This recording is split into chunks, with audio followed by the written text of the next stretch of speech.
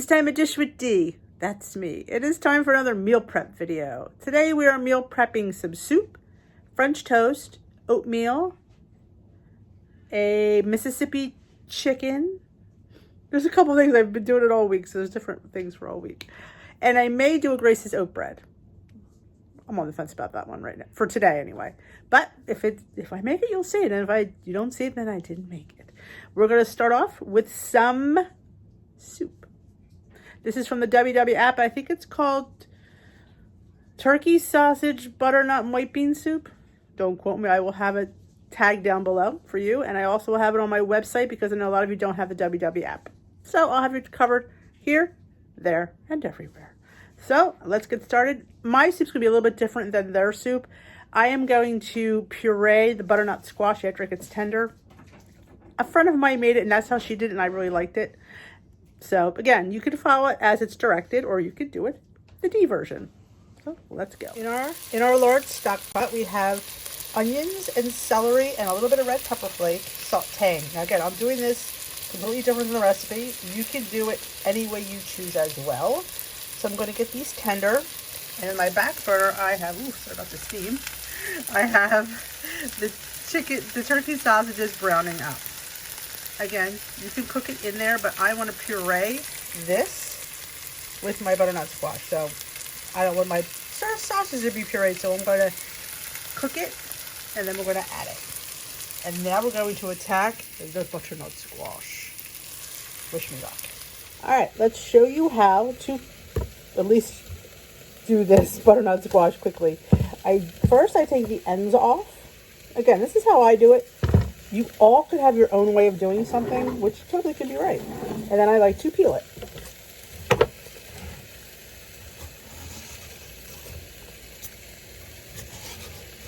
So I feel like the skin is what prevents you from cutting through it. So we're going to peel it all. Now, I don't need all of this butternut squash, but I'm going to use a good amount of it because I like a lot of butternut squash in my soup. You could put what the recipe calls for, or you could add more as well. All right, all peeled. I just hack off the bottom, literally.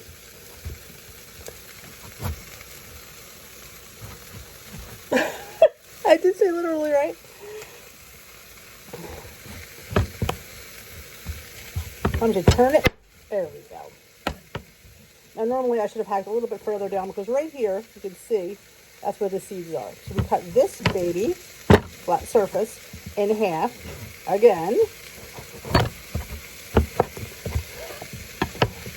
And you just pull out the seeds. And this is just solid. We're going to use this one. I don't know how much I'm going to use. I'm going to cube it, add it to my pot, and saute it till it gets a little tender. We're going to put a little chicken stock to help it along. And then we'll get the immersion blender. Don't want the rest of the fun ingredients. See? All clean. We're just going to cube it. They don't have to be perfect. Because remember, we're going to blend it. So same with the onions and the celery. They can be big chunks because we're just sauteing until they get tender. And we're going to blend them. So nothing has to be perfect. That's what I love about a blended soup. All right. Sorry if that noise that's my vent. It won't come off. I have my squash in with my onions and my celery. Now I'm going to put most of my chicken stock in so it will soften the squash so I can puree it. This probably have to cook for at least a half an hour. I'm going to cover it, let it come to a boil, and hopefully the squash will soften. My sausage is nice and red, ready to go. It's not fully cooked, but it's cooked enough. So we're going to let this come to a boil. It's going to soften. Then we'll come back and we will puree it. Actually, I'm going to add the can of, I know, I'm confusing you. I apologize. Let's let this come to a boil. I'll run away for about 20 minutes. I'm going to add half of 1 can of white beans because I want to kind of blend them as well. Not all of them, because I like beans in my soup. So I'm going to let this, again, so we're at maybe 10 more minutes, and then we'll get the immersion blender, and we'll blend that up. We'll chop up our sausage, and we'll get going. All right. It is boiled for about, I'd say about 40 minutes. Have your handy-dandy immersion blender, and you just blend.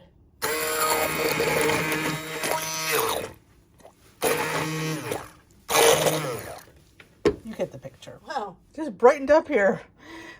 The snow has just stopped. All right, so look how smooth. Again, you could do a little bit finer, not fine enough if you want it chunky, but we're going to add the rest of our chicken broth. And if I feel it needs more, I will add more, because I think I did add a little bit more butternut squash than I called for, but I feel like butternut squash here. All right, stock. And the sausage that's part cooked, and some more butternut squash because I want some texture. I'm going to put this in here. I better do this with 2 hands because I don't need to mess. All right, there's a little bit extra butternut squash for me for texture. The sausage, garlic, sage, the rest of the white beans. Let's put it back on. Okay, we're going to heat this through. It does call for nutmeg, but I don't like nutmeg. Just don't like it. So I'm going to let this come to a simmer. Let the sausage finish cooking. Get that butternut squash, those little chunks we have, a little tender. And the beans will get tender as well. And we'll season with a little salt and pepper. It called for nutmeg. Yeah, you know I'm not a huge nutmeg fan, so I may leave that out. Like I said, if I think it's too thick, I may add some more chicken stock. We'll see. I want to let it cook for about maybe 20-25 minutes. But looks really good. Yum. And if butternut squash is your 0-point food and beans are your 0-point food, you only have to count the little bit of turkey sausage. I mean, it's turkey sausage, for crying out loud. How big can that be?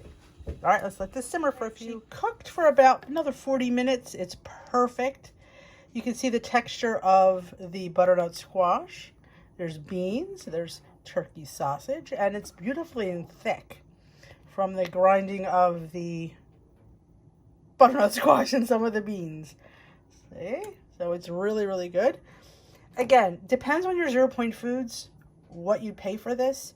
You know, like beans and squash and stuff like that. Yes, we all have to pay for the turkey sausage because it is turkey. Even though, I mean, you could make your own turkey sausage, but honestly, it won't have as much flavor as a true, because you need that little bit of fat in there to really give it some oomph. So I say take the points for the turkey sausage. Again, not everything has to be 0 points, but my soup is done. I will have everything listed, like I said, on my website for you to go get it. All right, let's make some Grace's oat bread. I'm going to do a riff on the one I've already done. You know, I'm tweaking it a bit because, I don't know, I haven't made it for a while. I'm using quick oats today, not rolled old-fashioned. Why? Because that's what I have around. And I've been told by a few of you subscribers that it works. So I'm taking your word for it. So I have my 3 3/4 cups of oats. Going to add a 3/4 of a cup of monk fruit.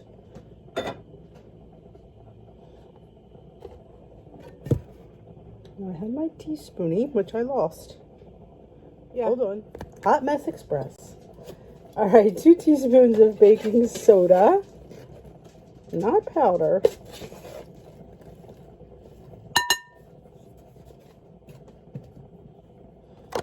Teaspoon of pumpkin pie spice, because I'm making a pumpkin bread. Right? Some plans, because I had some leftover pumpkin from my overnight oats that you should have seen on this video. I believe I should be in this video. It's pumpkin pie overnight oats. So I'm going to do a 1/2 teaspoon of some of this delicious cinnamon that I just got. Nothing like fresh herbs and spices. And this is your PSA for today. Check your dates on your herbs and spices. Just saying. All right. Cup of pumpkin. I'm pretty much sure this is probably a little bit more than a cup, but, you know, we're just going to go with it. And our non-fat Greek yogurt.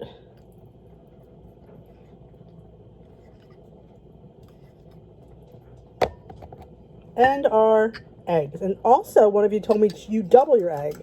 So guess what? If it's good for you, it's good for me. So I'm doubling my egg too. I think you can hear my soup bubbling next to me. So now remember, this, my friends, is one of the hardest things to turn, is the Grace's oat bread. So I'm just going to get our arm workout in today. And yes, it looks like vomit when it's done. I'm going to come back I'm going to show you my prepared pan, and we're going to dump it in. We have our prepared pan sprayed. We're just going to dump our Grace's bread. Yeah, it don't look too good, does it? It never does. But let me tell you something. It's amazing. Now, this isn't quite the season for pumpkin, but, you know, I had the pumpkin to use up, so I thought, rather than waste it, this sounded, it honestly, I did some really good pumpkin bread. The pumpkin, peanut butter, all sounded really good to me. I just have to press her down. The oven is preheated at 365. It is waiting for me. Just have to press it down to get all the little pockets of air out of it. So you just have to keep pressing down. It's a great bread if you have oats as a 0-point food. If you have yogurt as a 0-point food. It's a 0-point bread. You just can't abuse it because, you know, it does have calories. Nothing's for nothing in this world. Okay, I've packed it down as best we can. We're going to bake it for about 45 to 50 minutes. Like I said, at 360. Now, if I had pumpkin seeds, which I don't know if I have that many. I don't. Well, I'm going to put a few pumpkin seeds on top. I think I have a few over there. No chocolate because I don't, like I said, I don't know if I want this to be quite sweet, even though I put sugar on it. Obviously, it's sweet. But I'm going to put some pumpkin seeds on top. We're going to bake it. Let's see how it comes out. All right, Grace's oat bread is out of the oven. She baked for about 48 minutes. Looks stunning. I'm going to let her sit here for a few minutes, and then I'm going to invert her and pop her on a rack. All right, in an old nonstick pan, because I needed to use some butter cooking spray, I have 3 tablespoons of the Truvia Sweet Complete. I'm going to add some chopped up frozen peaches. These are no sugar added peaches. It's just one of those bags that you get at the store. I'm just going to cook them in this brown sugar mixture. I'm going to add some vanilla until they're tender. This is the topping for our French toast bake. So I wanted to cook it and get it cooled. So we're just going to cook this a little bit. Just give it some flavor and get it a little caramelized. All right, look how good this looks. It's just a little skinny syrup, a little sugar-free maple pancake syrup, a little salt, little butter buds, which are, if you don't know what butter buds are, flavored butter sprinkles. Just a teaspoon to give it a little bit of a buttery flavor. Let this cook, and then I'm going to put it in a container to let it cool down. So it'll be ready for when we go to assemble our French toast casserole. Bubbling cinnamon. Oh, there's cinnamon in there too. Did I mention the cinnamon? I don't think I did. There's a little bit of cinnamon in there too, so this smells so good. All right, in my 9x13 pan, I have the usual suspects. 12 slices of 647 Italian, sprinkled with some cinnamon. In my bowl, I have the usual suspects of 8 eggs, half a cup of monk fruit sweetener, 2 cups of unsweetened vanilla cashew milk, and I did throw in there some of this Skitty Syrup's peach drink, just a drop, just to give it a little peachy flavor, because this is peaches and cream. So we're just going to mix that. Oh, I did put a little bit of vanilla too, because you know. I know, I keep saying every time I make this, I need to get a bigger bowl. I need to get a bigger bowl. But do I get a bigger bowl? Nah. I like the spout, truth be told. Alright, whoops. Alright, we're just going to pour our liquid over our bread. And let it soak in.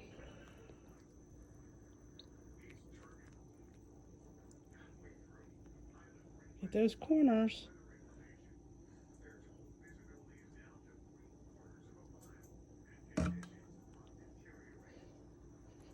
Let me scrape it out. All right, it's all in there. I always like to press it down to make sure all the bread is completely soaked in the custard. Now this alone would be fabulous. Now I'm undecided whether to put the topping on tonight or put the topping on tomorrow. Decisions. I just don't know what to do. Let me think about this. All right. We have a cup of ricotta cheese. I did get the part skim. My store didn't have the fat-free for crazy reason, which is what I normally buy, but this is what the recipe called for, so this is what I used anyway.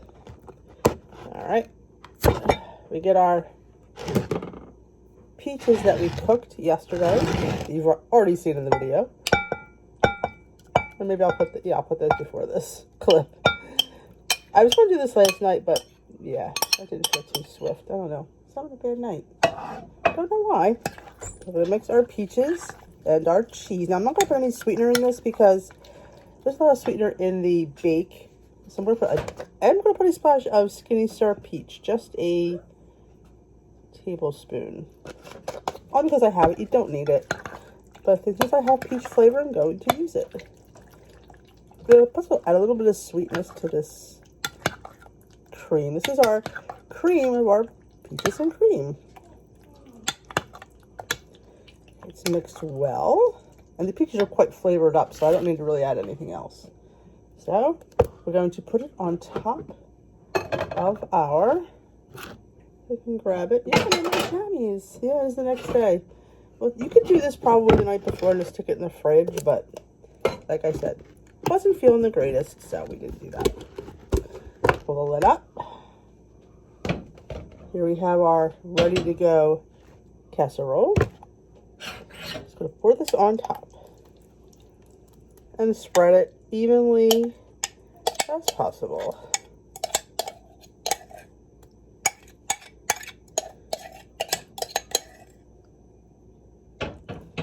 I'm trying. What's nice about the waiting is the casserole itself is pretty stiff, so you could just spread it without being too gentle, but you do definitely want to be gentle. You just want every piece to have the cream and peaches, because it is peaches and cream, right? I was inspired to find this. One of my lovely peeps didn't want bananas Foster, so she made peach, and I thought, oh, peach. And then I happened to be going through the Hungry Girl magazine, finally, on the Lancaster trip. But she said she did this in the crock pot, so I thought, well, why not just do it like this? How bad could it be? How is it not going to turn out? You know? Scrape all that goodness out of here.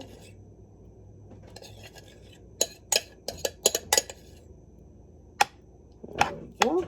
All right, we're going to bake this. I believe the standard bake was 20 minutes, but I will definitely let you know when I take it out of the oven and look on the recipe again, because I forgot. It's one of those mornings where you lose an hour, you know. I'm not thinking straight. So it's in my 350-degree oven. I will let you know how long she bakes. All right, she is out of the oven. She baked 30 minutes covered, 10 minutes uncovered. Just like the other bakes. So it's like a standard recipe, I just changed the toppings, which is kind of nice. So here she is. If you cut it into six servings, I think it was 6 points. Don't quote me though. And I think 8 servings was 4 points. Don't quote me. I think that's what it was. But like I said, if you're going to have like a smaller serving and have like a side of eggs or something, then you might not want as much. But if it's your only breakfast, you might want a bigger slice. Again, you cut it into what you want to cut it into. But yeah, I think I'll top it with a little bit of cinnamon roll. That would be really good. But yep, she's done. Smells really good. And you will see me taste it on my What I Eat in a Day that comes out on usually Tuesday. Okey-doke. Breakfast this morning is the peaches and cream French toast bake that I made in meal prep. A piece this size, I would say it's a little under 6 points. It's a little shy of the 6 point size. So we'll call it maybe 4.5, 5 points. If you're interested in how I made this, go watch my meal prep video to show you all the delicious details. It is linked. Where's it linked? I will drop a link for the video right below, and you can just run over and go watch it. Easy. It's a riff on the Hungry Girl peaches and cream. Just I baked mine. She did hers in a crock pot, I think. And I did embellish a few things as I usually do, but it's really based on her recipe. So I can't wait to dig in. Let's make some Mississippi chicken. Here's the catch. You're supposed to do it in the crock pot. Well, I got home a little bit late and we're going to do it in the Instant Pot. It may or may not work. It's called Mississippi chicken, kind of like Mississippi pot roast, but we're using chicken and the Instant Pot. Wish me luck. This may or may not work. But I guess if you're watching it, it probably came out all right, because I probably wouldn't post it if it didn't, because what's the point? So I'm going to turn around and show you what's in my Instant Pot. All right, in my Instant Pot, I have 4 chicken breast. Don't ask me how many pounds it is because I really don't know. It was a pack of 6. So I put 4 in there. I'm going to sprinkle this pack of Italian dry dressing seasoning mix. Kind of like your Good Seasons, but at a different place.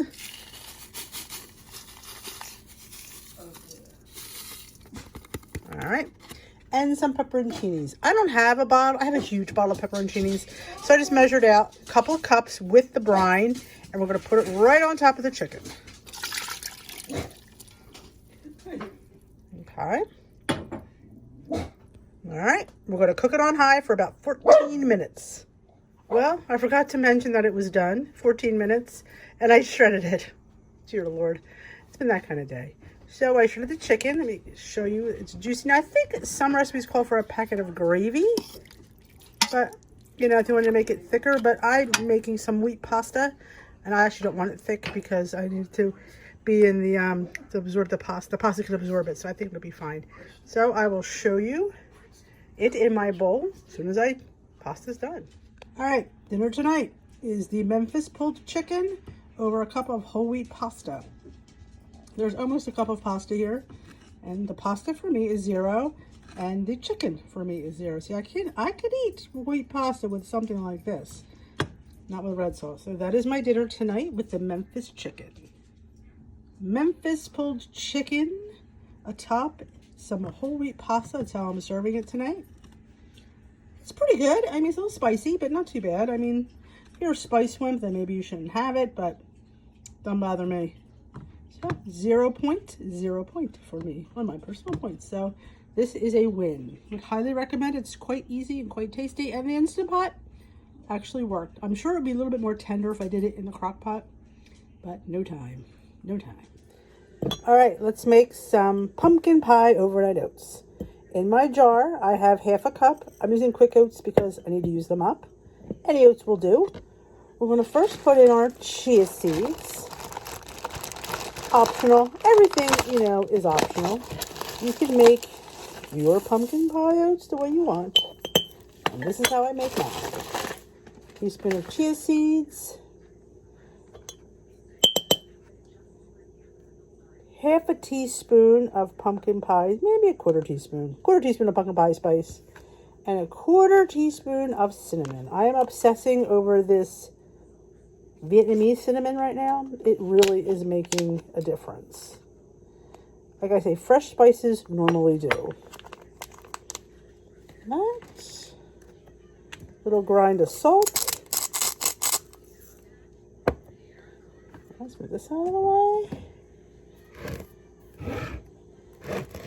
Pure pumpkin.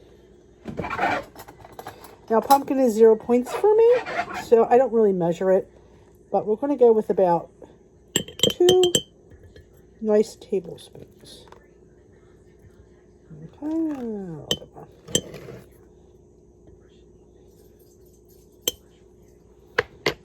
And we're going to go with our Premier Protein pumpkin pie. Half a bottle is 1 point. So we're going to put half a bottle in here. Splash. Some non-fat Greek yogurt because, you know. Now I do around, give or take, about a 1/3 cup.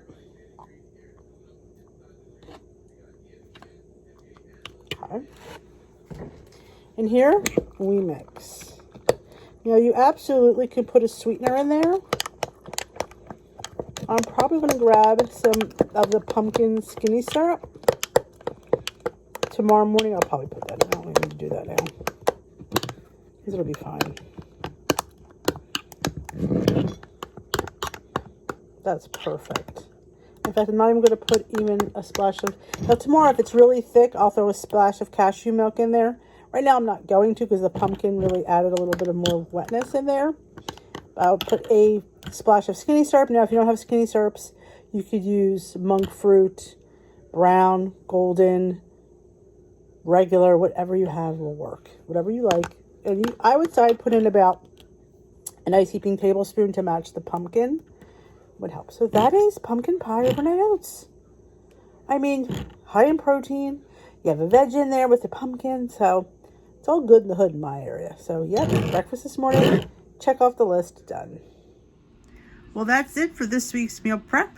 I hope you enjoyed it. There was a lot of good recipes in this week's, a lot of ones I have not had before, so I seem to be enjoying these. So it's a little bit difficult to film, but I do the best I can. So I appreciate that you watch, thumbs up, and like this video. And if you haven't already subscribed, hit that subscribe button. And if you know anybody that these recipes would enjoy, please feel free to share it with the share button. Everything is on my website, www.dishwithd.com. I do have the links for Weight Watchers in the recipe there. So you can hit that and it'll take you over to your builder. But all the written recipe instructions are on the website. Hope you enjoy. Thanks for watching, and I will see you again next week for another meal prep.